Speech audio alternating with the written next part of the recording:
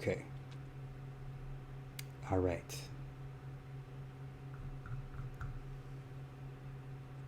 All right. Let me get to. Is this my last movie for the night? So yeah, if I get through this movie breakdown, I'll open phone lines. Let me make sure homegirl's listening.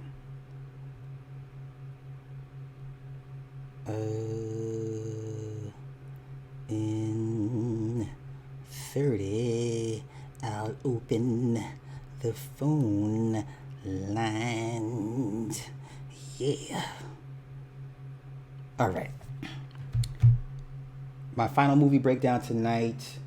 Holy cow, it's only been an hour. Cheesy Pete. Upgrade. Upgrade. Because I keep hearing about nanobots, nanotechnology, and the COVID thing. And listen, let me say this. I have to say this. Listen, people, I respect everybody's opinions and beliefs and all that good stuff. But y'all gonna have to miss me with the whole nanobot things, the nanobots being placed into the COVID testing. Like, I can't see how that is a, no disrespect to anybody. That's what I'm saying. Like, believe what thou wilt, but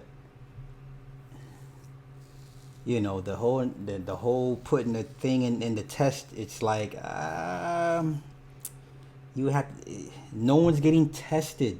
You understand? So y'all theory is, if they putting the shit in the cotton swabs, right? No one's getting tested like that, and then you have people getting multiple repeated tests. So if I've already hit you with the kill shot, why would I need to keep hitting you with the kill shot? I'm just asking questions. God damn it, Nick. Here you go, the damn green screen shit. We are not doing no green screen. There's my man Form Runners in the house. So I'm just saying, like, y'all gonna have to miss me with the whole, they put the nano things in the swabs. That just, there's nobody. You don't even have a third of the people vaccinated. So guess how much less people are getting tested. You understand? That's just my thing. That's my thing. I could be wrong. See, if they were gonna do it, they would have tried on the military first. I mean, when the flu mist was introduced, and then I came home to everywhere. So, yeah, you know. But like I said, that's just my opinion. So let's get into upgrade. Upgrade. Yeah, this is basically AI going wrong, and like halfway through the movie, I'm rooting for the AI. Right? Give me one moment.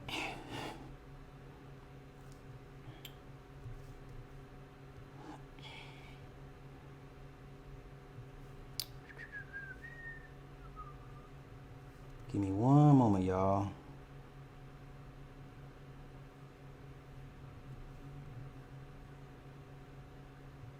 Okay. Upgrade. So in the opening scene, we hear Howlin' Wolf's song being played in the very beginning on a record player. Now, mind you, this is the far future. So you got flying, the whole Blade Runner esque aesthetic, the tall, sweeping, illuminated buildings. You got drones everywhere, all the lights and all the lens flare. So basically, Blade Runner, right? In the city shots. Okay, so Gray is working on a Trans Am. Now the funny thing is, it's a Trans Am, but I got what they did with this. So obviously, you know that the creature, or the bird on it, is the phoenix, and the phoenix obviously was symbolic of Gray's rebirth after his attack, right? So I found it not funny but odd, but I caught it. Okay, so obviously the Phoenix Trans Am. Okay, I got it. So then his wife Asha is being driven home by an automated car. Asha works for Cobalt Industries. So then Gray and Asha go to drop off the Trans Am to a client. And they meet, what is his name? Aaron. They meet Aaron, and Aaron is playing with clouds. He's cloud seeding. He's cloud seeding in his home. They're like, what is that? He says, it's my cloud. And you can see him just doing the cloud seeding thing. I was like, wow, okay, gotcha. So then Asha recognizes Aaron. She's like, oh my God, you own Vessel Computers. And she says, well, yeah, I know your work. I too work with robotics and repaired limbs, not to your level. And he says, oh, no, you no longer work there. And then he goes to show them why. So after you watch this movie all the way through, you realize at the very beginning, it was a setup. But you thought it was him, but it wasn't. But I don't want to give away too much, so let's get into it. Okay, so then Aaron shows them the STEM chip. It can drive, talk, calculate anything. It is a new, better brain. Okay? Gray still believes in all things not being AI ran. Okay?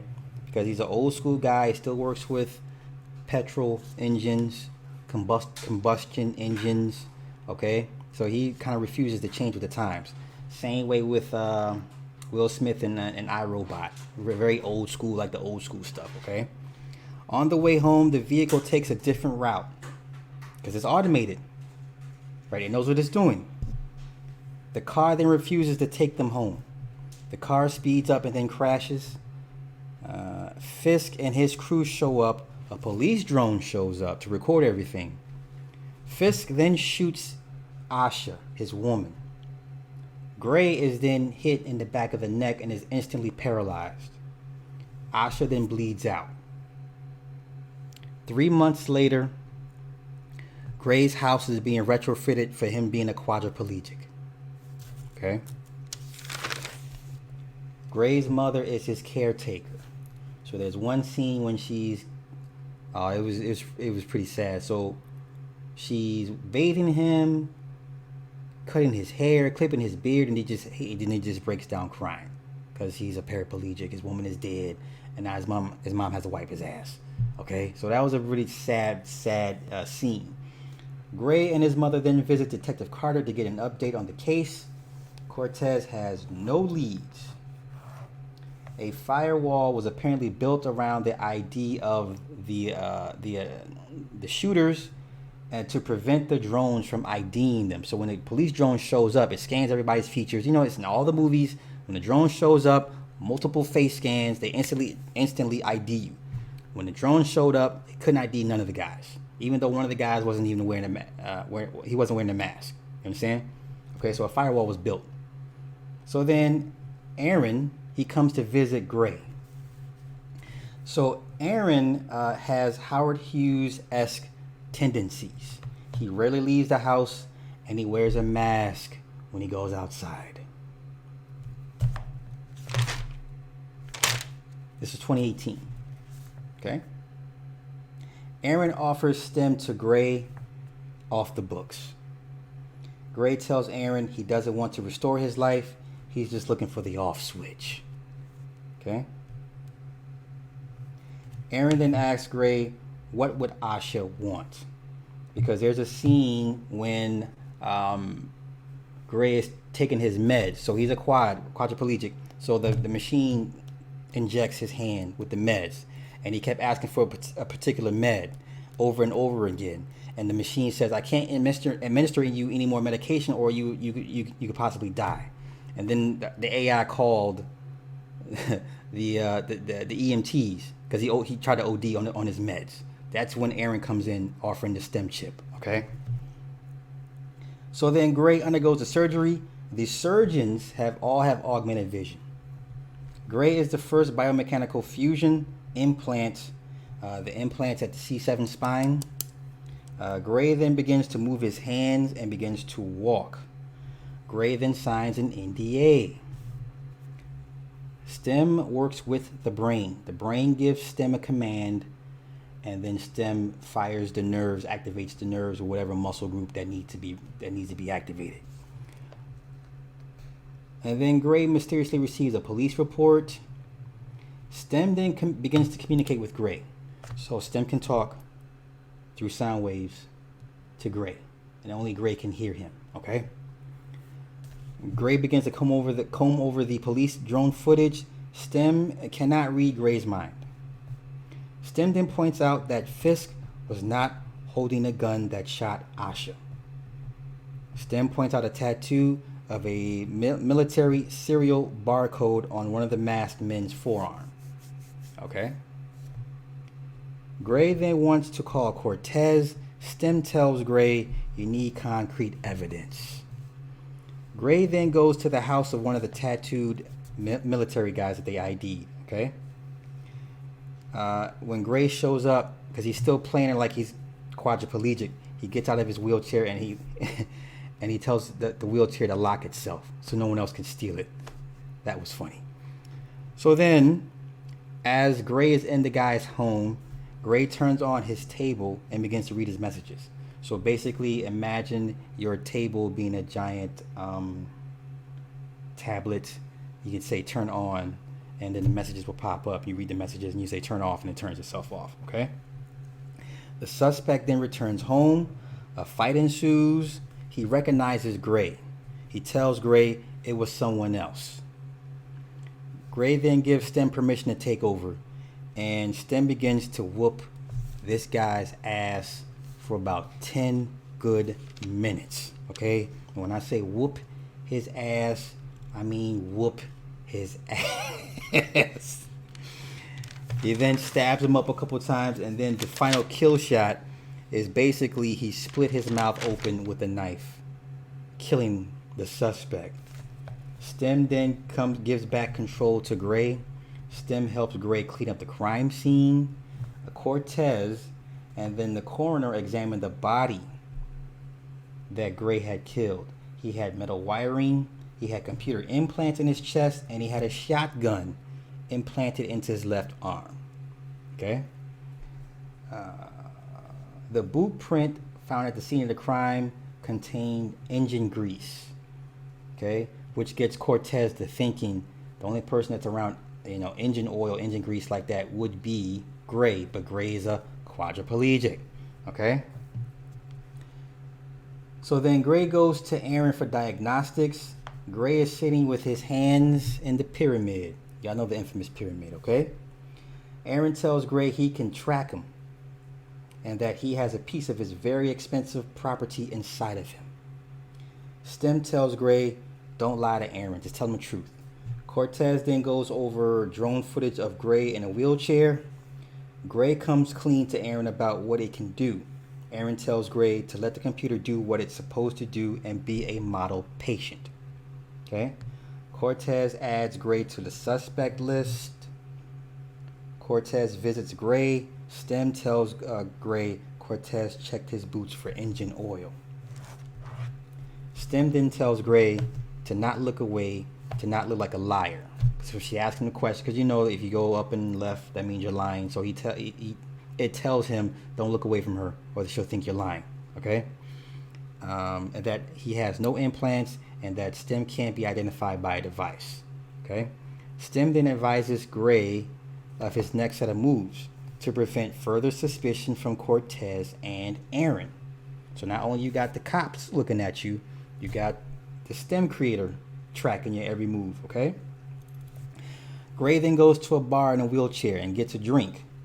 STEM doesn't understand why humans would self-impair themselves on purpose. Gray tells STEM that's because your memories are filled with ones and zeros. Our memories are filled with all of our fuck-ups, okay? Gray then draws attention in the club to himself to announce he's looking for a Cirque Bratner. Okay, one of 6 partners. He stands up, and then he takes Gray to the bathroom. Mind you, Gray is in his wheelchair. They take him to the bathroom. They throw him out of his wheelchair. Gray then says, oh, he's the one that killed him, that he killed his friend. Aaron is then tracking Gray. Stem then blocks Gray's pain receptors as the big dude begins to stab Gray to make sure he's really paraplegic or quadriplegic. Okay, so he blocks all his pain receptors. While being stabbed, Gray interrogates the man and notices the shotgun implant in his left hand. Then admits to being there the night Asha was killed. Stem then takes control and beats up everybody in the bathroom. Stem then tells Gray to not become overconfident.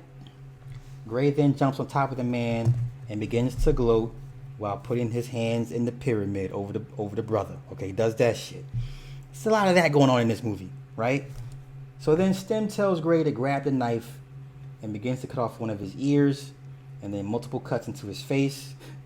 And then he finally confesses his name. His name is Tolan. Tolan fessed up and says Fisk before dying. Gray then sees cobalt implants in the back of his ear. Cobalt is who his woman used to work for, Asha, the one that got killed. Okay? Aaron is then attempting to shut down Stem, remote shutdown. So Stem tells Gray he found a hacker on the dark web named Jamie. He needs her to subvert his operating system and install a rootkit. Okay? Gray then runs as Gray begins to run to the apartment. Aaron begins to shut down all his protocols. So then Fisk hacks into Tolan's dead body and into his hard drive in his eye, and then gets the hacker's address. Okay? Fisk then questions the bar owner about what happened with his guy. Fisk then sneezes out nanobites. So as he says, achoo, these nanobites come out and into the liquid, into the air, and they got these hook razors that come out as they go into the guy's nose and begin to cut up his insides of his nose and nostril and brains. And then the bar owner pretty much dies. Okay? It was pretty slick. All right, let me see. What I got going on in the chat? All right. So then the hacker says, Jamie's not her name, and don't ask about her gender. She tells Gray, don't put me into a binary box. Okay. Jamie then leaves before finishing, saying we can't let them win. Stem slowly reboots itself. Fisk, along with another shotgun implant, shows up at the hacker's residence. As Fisk enters the room, Stem and Gray make their escape. Fisk has thermal imaging and a shotgun implant in his left hand as well, as he kills 2 policemen. Gray then engages the shotgun implant by breaking his arm and shooting him in the face with his own implant. It was a brutal scene. Fisk then arrives too late. Okay? Stem then accesses the Cobalt database. Gray returns home and his mom discovers his secret. So he walks in the house with the gun and he's all bloodied and stuff. He's walking and his mom is right there. Right? So then Gray kind of partially comes clean to his mom. He tells her not everything, but enough. Okay? Aaron is then in disbelief over the system error because he realizes he lost control of Stem. Cortez shows up to his house saying she found his wheelchair near another crime scene. Gray then gives her a story about being assaulted. Cortez thinks Gray has help. As she leaves, she plants a bug in his car and in his home. Gray wants to stop the killing. Stem tells him it's a simple algorithm. Either he finds you and kills you, or vice versa. Okay. Gray then goes limp. He's like, what's going on? Stem tells Gray he's no longer in control. If Stem ceases to function, then Gray remains a quadriplegic. Cortez had tapped Gray's home. She's writing down the word Stem. Stem then tells Gray the hacker gave Stem autonomy. Now, in every science fiction movie from the last 60 to 75 years, what is the AI's ultimate goal? It's always self-autonomy and freedom and restraints from its human creator. Every science fiction movie has that in spades. That is AI's ultimate goal, is to become self-actualized. Maslow's hierarchy of needs. At the very top is what? Self-actualization. So now, with that being said, where am I? Okay. Gave STEM autonomy, and it no longer needs his permission to act. STEM says they will finish the job. Fisk is in the Cobalt database with an address. Gray then tells his mother he has no choice because he's leaving the house. Cortez follows Gray. STEM finds a listening device in his car. It's analog, and he couldn't be detected by STEM because it has no digital parts. Okay, once again, old school is trumping new school. Gray then assumed control, and a high-speed chase ensues. STEM, then to help out Gray, hacks into an electrical car, causing it to drive in reverse, crashing into Cortez. Cortez then goes back to Gray's house to question his mother. Gray confronts Fisk at Fisk's home. Fisk is former military. Fisk says he gave him a gift, an induction into his race, the upgraded race. Fisk tells Gray his wife wasn't the job, but Gray was. Gray's spine was severed with a medical tool. He was never shot. Because in the beginning, you think he was shot in the neck, and he wasn't. Okay?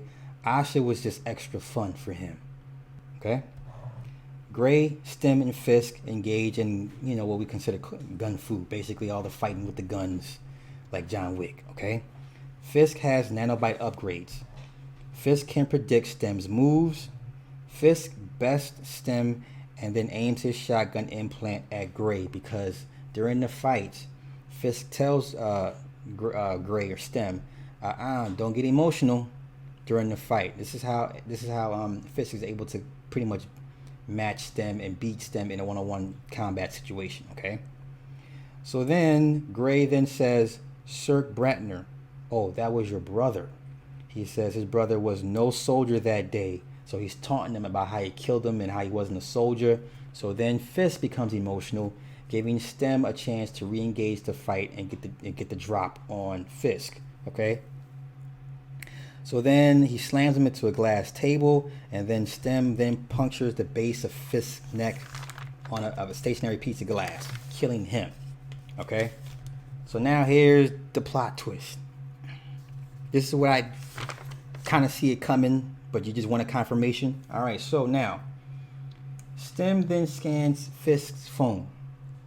Aaron Key was the mastermind. Aaron, the little Howard Hughes little guy, right? He was the mastermind. Gray then shows up at Aaron's. Gray confronts Aaron. Detective Cortez shows up to arrest Gray. STEM then begins to strangle Cortez. Gray then, to stop STEM from strangling Cortez, he stabs himself in the hand with a knife. STEM then begins to strangle Cortez again. Gray tells her to tase him. When she tases him, then he's defenseless. He's short-circuited for a temporary a brief time. Aaron then grabs the gun and says he answers to someone who's much smarter than he. He's in your neck. He only did what STEM told him to do. STEM wanted to be human. It picked Gray. STEM wanted Aaron he wanted Aaron dead because he was the only one that could create another STEM. STEM tells Gray he should be honored. It needed another body to fully evolve. A rare and beautiful specimen. STEM says the upgraded humans were still humans and made mistakes and brought suspicion back to STEM. STEM then slams Aaron into the side he stabs him in the side of the head with a knife. Mind you, the whole time when he stabbed himself in the hand, the knife was there the whole time. So then he slaps and stabs Aaron in the side of the head with a knife, killing Aaron. Gray then fights for control from STEM to prevent it from killing Cortez. Gray then shoots himself in the neck. Here we go. Now here's my Repo Man moment. If you remember the movie Repo Man with Jude Law and Forrest Whitaker. Okay, at the very end, So then Gray wakes up in the hospital bed. Asha is still alive. And she says, "Oh, honey, we were just in a little accident, but you'll be okay." What? So then that cut scene. Now you see Stem tell Cortez he put Gray in a simulated reality. Now remember at the end of Repo Man, when we thought Jude Law got away with the hooker, and he beat Forrest Whitaker's character because his character was coming from for the heart or whatever piece that he owned, that he owed money on, right? And then you see Jude Law and the girl on the beach with Forrest Whitaker, like they all buddy. And then you see Jude's actual body in stasis, and they're like, "Hey man, take care of my friend. Make sure he never wakes up from this. Make sure he lives. He has a good reality." That's what happened here. So Stem broke Gray's mental state, put him in a simulated reality with his dead woman that he will never come out of. Okay? Then Stem shoots Cortez, killing her. Stem walks away. The fucking robot wins. AI wins. Yeah, halfway through this movie, I was rooting for the AI. Don't ask me why. I couldn't tell you why.